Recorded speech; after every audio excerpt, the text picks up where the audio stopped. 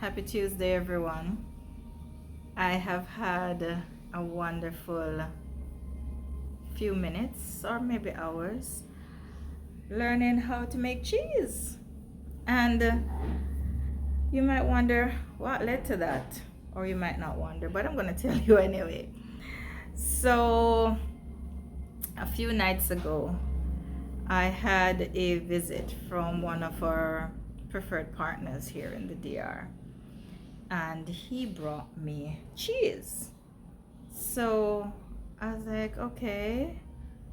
Not that I didn't appreciate it, but I was curious about it because it was a artisan cheese. You could see that it was not store-bought, so I started to ask him questions, and he's like, yeah, this is artisan cheese made up in El Campo.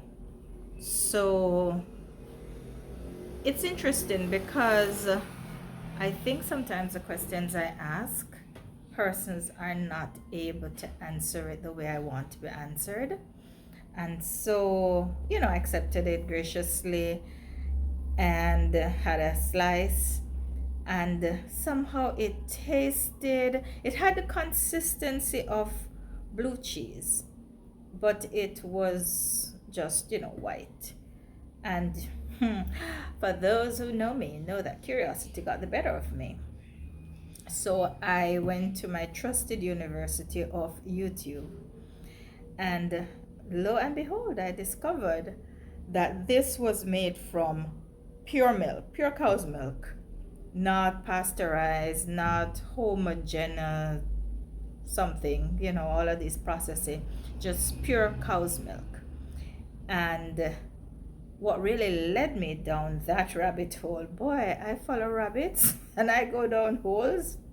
You all shouldn't even pay attention to what I'm saying.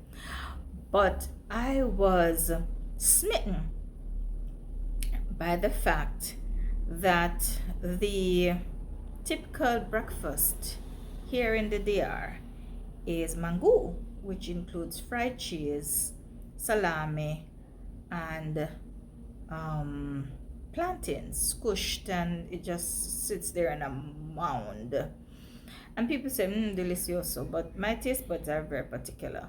And so I've been looking at that dish, and without even tasting it, and yeah, the DR residents and nationals will come at me, but I kind of knew what it would taste like, and it was looking like it was tasting a bit too bland for me.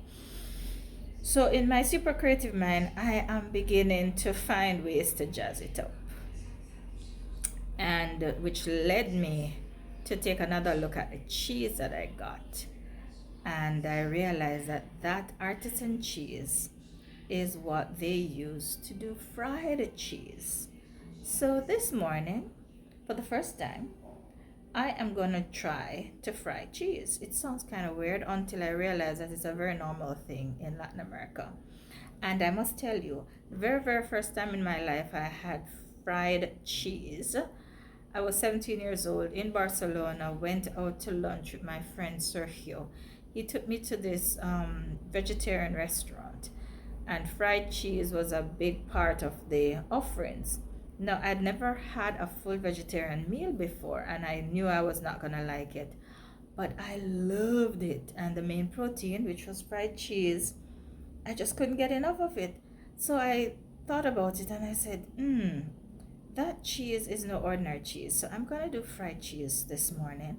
And hopefully you'll come along with me and see how I do it. All right, so just as promised, this is my cheese, and yeah, I had to sample it, so I cut a bit off there, had it, and now I am going to cut some slices. It's an artisan cheese. From my research via University of Google, I discovered that this is cheese made from the cow, like it's fresh milk that's just added to the pot. It's not boiled, and they put a bit of resin, it's called. It's something to make it what you call it, I don't know the word in English. My words I know the word in my mind, to congeal, whatever. Anyway, so they make it, get these, oh god, words are failing me. This is not normal. That must have been my excuse right over here. Anyways, yes, and it becomes like this. Forgive me for not remembering the word or for not getting it out. I know it, as I say, it's in my mind, it's just not coming through my lips. And artisan cheese, homemade cheese, this is the way it's done typically in Latin America.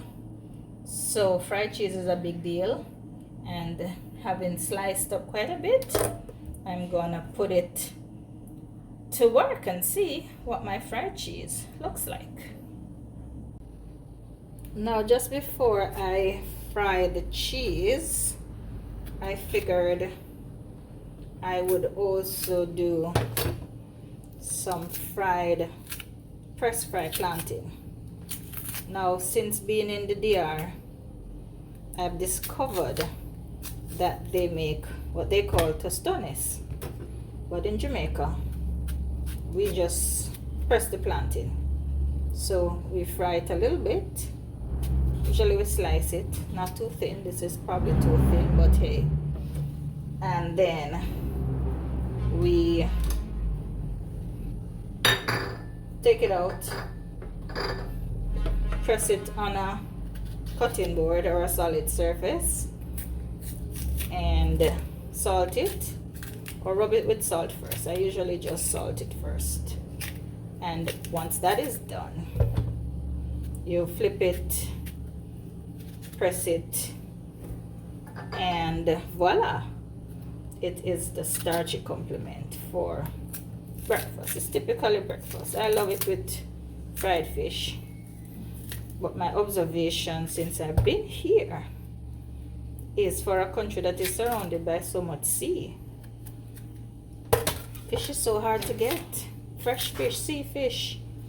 So I need to big up Jamaica, because in all of my time in Jamaica, I've never had a challenge getting fresh fish at the sea. So yeah, so this is what's happening over here. I've got my, let's see if I can move this out of the way. I've got my cheese ready to fry, and I have my plantains ready to fry. So let's see how we can do this together. So since I am a student at the University of YouTube, I didn't even show you me putting the cheese in the pot, because I'm just learning how to do this. But it was said that you need to cover the pot, and I can see why, because it's really popping up. So that's what I did, and I see it getting brown around the edges. So I'm gonna turn them now, and hopefully I'll show you when it comes out. Alright, so I turned them successfully. This is dancing all over the place, and this is what they look like. Not sure if you're seeing it very well, but I think my stove was too hot. So I'm going to take them out now and add my plantains to the oil. It really produces a lot of oil, eh? So yeah, but as far as that is concerned, this is my first time doing fried cheese, and the next test or proof will be in the taste. So I deliberately use the same oil that the cheese was done in. Still trying to figure out how to position this camera. This is a bigger pot. I'm not in my regular space, and there are no frying pans here, but these pots are wonderful for cooking and frying, and they don't stick. So yeah, So this is what is going on now with the plantains, and because nothing sticks to it, the remnants of the cheese that were already in the container that I couldn't lift off because it was so hot has now stuck to my plantains, and that's fine. So now they're almost at the point where I can crush them a bit. Fire is a bit too high, I'll turn it down and I'll take them out and smash them a little bit. I'd love to show you how the pressing of the plantain happened just with a fork, but the tripod and me not working it out at all. So this is the end result of them being crushed or pressed rather. So now I'll just add them to the pot for finishing up, and then it will be ready. So this is what my fried cheese and pressed plantain looks like. This is breakfast for me. Not as beautiful as I would have wanted it to look, but it's a first try. So the cheese is the protein, but I had planned to add some tuna to it. So just a little tuna, and that's breakfast. Thank you for going through this experimentation with me. I'll tell you about the taste in a while. All right, so I've just added some tuna onto my plantain, but not before I had a taste of my pressed plantain with the cheese, and the taste was very good. So now I'm gonna put a bit of cheese, on top of it. What they say on YouTube when them giving the instructions on what to do, they go like so. Mark it, there's a big teeth mark in that because I bite it already. Then I'm gonna elevate it to my mouth and taste it for you. Well, sorry you didn't see the elevation to my mouth because all of this camera activity is very challenging, but it's good. It's good. I think I need a little more pepper in this tuna because it's a little bit fishy and I want it to be more flavorful. So I think I have successfully done fried cheese for the first time, and it's not bad. You hear the mouth going, so you know it's all right. I'm not too sure if the tuna is working with it for me though, so I might scrap the tuna and just have this the plantain with the cheese, because the cheese is already protein. So I hope you liked this video. I would not even call it cooking with Sherry because I don't think this is going to be a frequent occurrence, but do tell me if you like it. Give me a thumbs up for effort, and please remember to subscribe. As always, Sherry has lots to say. Ciao for now.